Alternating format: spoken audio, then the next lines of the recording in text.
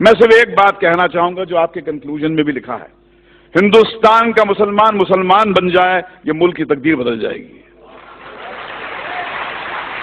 ذرا اپنے اندر کی شدت کو جگائیے بھائی۔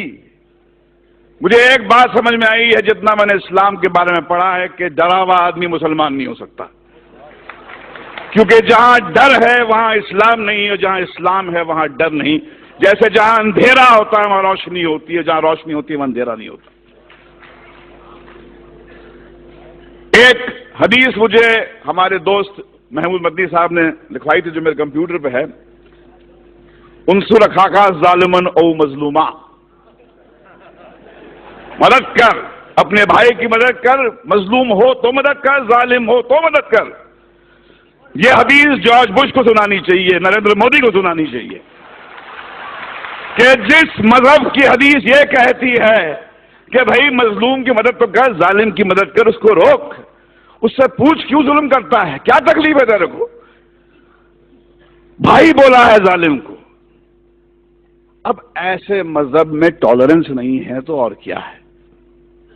مگر سمسیا کچھ اور ہے۔ آپ اندھوں کے ملک میں، اندھوں کی دنیا میں آئینہ بیچنے نکلے ہیں۔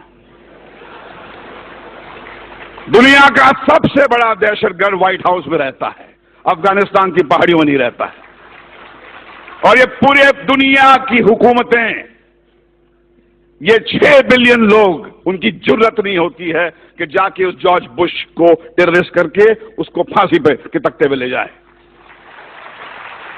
میں اوسامہ بن لادن کے خون کے کھیل کو نہیں معاف کروں گا، بشرطے آپ جارج بش کو بھی اسی طرح ٹریٹ کریں۔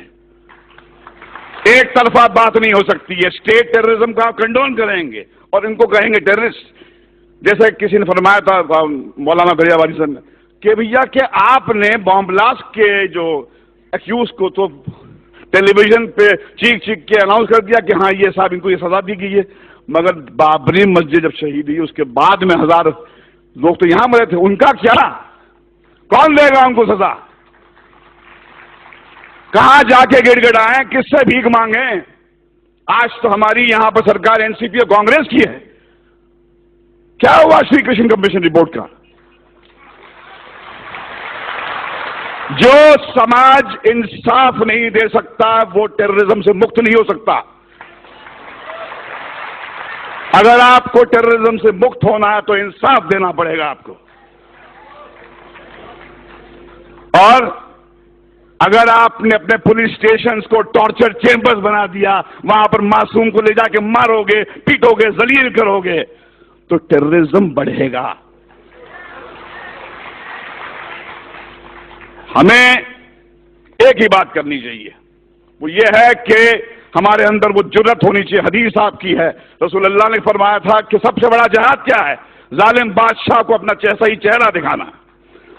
ظالم بادشاہ کو کہو کہ تم کتنے بدصورت ہو، ان سے کہو کہ یہ کیا دو طرفی بات ہو رہی ہے، جب چاہے آپ نے کھڑا کر دیا ہم کو کٹ گھرے میں۔ اور دیکھیے جارج بش بھی کہتا ہے کہ اسلام تو مذہب پیس کا ہے، ٹالرنس کا ہے، مگر فیکٹ یہ ہے کہ جہاں داڑھی والا نظر آتا ہے آپ بولتے ٹیررسٹ ہے۔